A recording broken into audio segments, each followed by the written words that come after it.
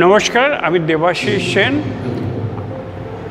আমি এখানে এআই আর্টটা সংগঠিত করছি। আমি একজন আগে আইএএস অফিসার এবং অ্যাডিশনাল চিফ সেক্রেটারি ছিলাম। এই যে আর্টটা আমরা করছি এআই আর্টে, আমরা এটাকে বলতে চাইছি যে এই যে নতুন একটা বিষয় তুলি দিয়ে আঁকা, এটা চিরকালীন একটা ব্যাপার আছে, কিন্তু টেকনোলজির সাহায্যে আঁকা এটা কিন্তু ডিজিটাল আর্ট নয়। ডিজিটাল আর্টের একটা সাবসেট। ডিজিটাল আর্ট হচ্ছে একটা আর্ট এঁকেছি, তার ছবি তুলে সেকে এডিট করছি ফটোশপ দিয়ে বা কিছু দিয়ে। এখানে কিন্তু পুরোটাই কমান্ড ইঞ্জিনিয়ারিং করে বিভিন্ন কমান্ড লাইনে লিখে ছবিটা কম্পিউটার নিজেই তৈরি করছে। যেমন এই ছবিটায় a lady in a tulip garden, কিন্তু ইন এ ক্লড মনে ড্রয়িং স্টাইল ফ্যাশন। আমাদের মনে আমরা জানি মিডাইভাল রেনেসাঁ পিরিয়ডে বিখ্যাত ফ্রেঞ্চ আর্টিস্ট, তার একটা স্টাইল আছে। তো আমার টিউলিপ গার্ডেনে আমি গিয়েছিলাম শ্রীনগরে গত বছর, খুব ভালো লেগেছিল, কিছু ছবি তোলা ছিল। কিন্তু আঁকতে যেহেতু পারি না, আমি এআই আর্টের সাহায্যে এটাকে প্রডিউস করলাম, তারপর তাকে ট্রেন করলাম ৩-৪ রকমভাবে। হচ্ছে না কিছুতেই, কখনো বড় হয়ে যাচ্ছে মেয়েটির চেহারা, কখনো টিউলিপটা ছোট হয়ে যাচ্ছে, ওরকম বিভিন্ন কম্বিনেশন করে বিভিন্ন প্রম্পট দিয়ে ওকে ট্রেন করতে হয়। সে ট্রেন করে যতক্ষণ না আমার মনোপুত হলো, এটাই হচ্ছে এখানে আর্ট বা ক্রিয়েটিভনেস। ইটস নট দ্যাট আমি একটা বলে দিলাম সঙ্গে সঙ্গে সেটা চলে এলো, অফকোর্স নট। সেটাকে ট্রেন করে করে করে করে করে যেটা যেটা আমি চাইছি সেটা আসছে। So it opens up wonderful areas. এবং আর্টের যে জায়গায় আর্টে এআই আর্ট দিয়ে অনেক কিম্ভূত কিমাকার জিনিসও করা যায়।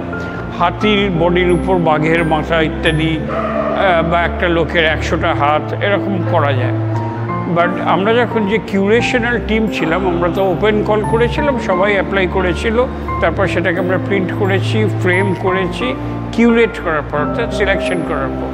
সিলেকশন করার সময় আমাদের সবসময় একটা ক্রাইটেরিয়া ছিল যে জাস্ট বিকজ ইটস নভেল, একটা হরিফিক কিছু, আমরা নিজেদের জিজ্ঞেস করেছিলাম এটা কি আমি আমার বৈঠকখানায় সাজাতাম, আমি কি হোটেলের লবিতে এটা রাখতে পারি, আমি কি হাউসের ইন্টিরিয়ারে এটা করতে পারি। Only this R aesthetically pleasing, সেইগুলোকেই আমরা কিন্তু সিলেক্ট করেছি। আচ্ছা, আমার প্রশ্ন আছে কতগুলো। প্রথমত হচ্ছে, আপনি যে ট্রেন করেছেন, ট্রেন করার জন্য কি কোনো ছবি রেফারেন্স হিসেবে আপলোড করেছেন? এইটাতে নয়, এইখানে কলকাতা গেট যেটা আছে সেখানে করেছি। কারণ যখনই গেট দিচ্ছি, ওরা প্যারিসের গেট বা অন্য কোনো গেটকে নিয়ে আসছে, ওরা এখনও কলকাতার গেটটা, বিশ্ব বাংলা গেটটা আনতে পারছে না। ওটাও আমার করা। তো আরেকটা প্রশ্ন হচ্ছে যে আপনি কতগুলো প্ল্যাটফর্ম ব্যবহার করেছেন এটার জন্য? আমি মোস্টলি এখানে 3টে প্ল্যাটফর্ম ব্যবহার করেছি। একটা হচ্ছে কোপাইলট, বা যেটা ব্যাকএন্ডে চলে ড্যালি। আরেকটা হচ্ছে যে জেনারিক এআই। আরেকটা কি নাম আছে, which I had purchase that app. সবই কি অনলাইনে? তো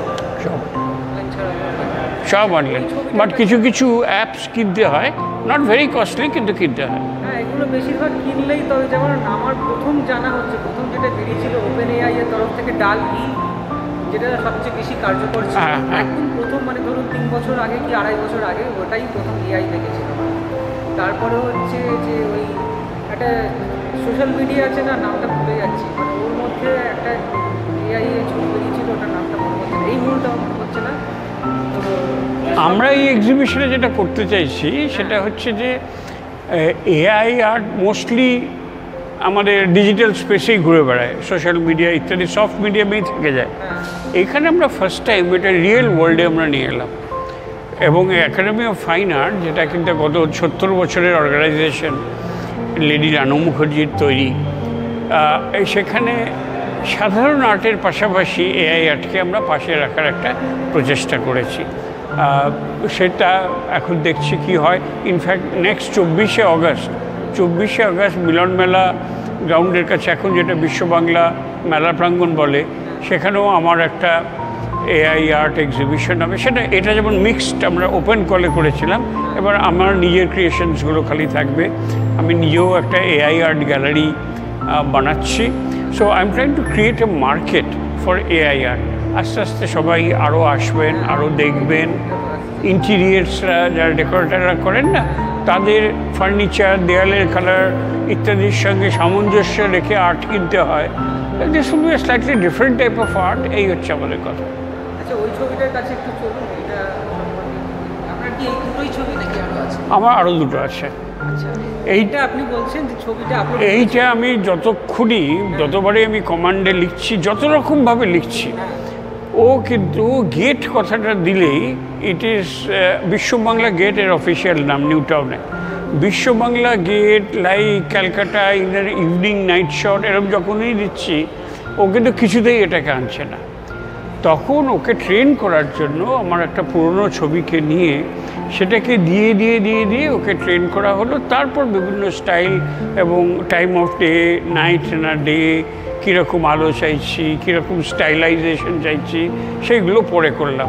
কিন্তু বেসিক ইঞ্জিনটাকে আমাকে কিন্তু ট্রেন করতে হয়েছিল। ধোয়া ধোয়া মতন একটা যে পেইন্টিং এফেক্ট, এটা কি প্রম্পটের মাধ্যমে করেছে? এটা প্রম্পটের মাধ্যমে করেছে। এটাকে ওরা পিক্সেল আর্ট বলছে নাকি এটা বলছে এই ধরনের। অ্যাকচুয়ালি কী হয় আমরা তো সেটা বুঝি না, বিভিন্ন রকম অপশান দেখে যেটা চোখে ভালো লাগলো সেটাকে বলি সিলেক্ট। অনেকগুলো অপশান থাকে, অনেক অপশন, ক্যাটাগরির মধ্যে ছবি। হ্যাঁ, একটা বেসিক ডিজাইন করার পর অনেক কটা ডিজাইনের অপশানও দেবে, পোস্টারাইজ দেবে, অ্যানাইম দেবে, রাইট। কিন্তু বেসিক জিনিসটা কম্পোজিশন কিন্তু ক্রিয়েটারের কাছে।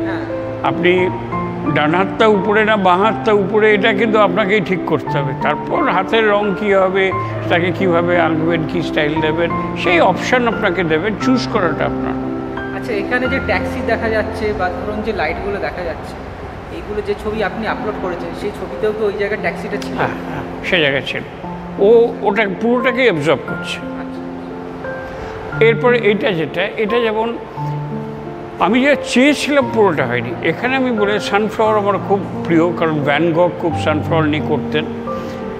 আর তো আমি বললাম যে দীঘার সমুদ্রে সামনে যদি একটা সানফ্লাওয়ার থাকতো।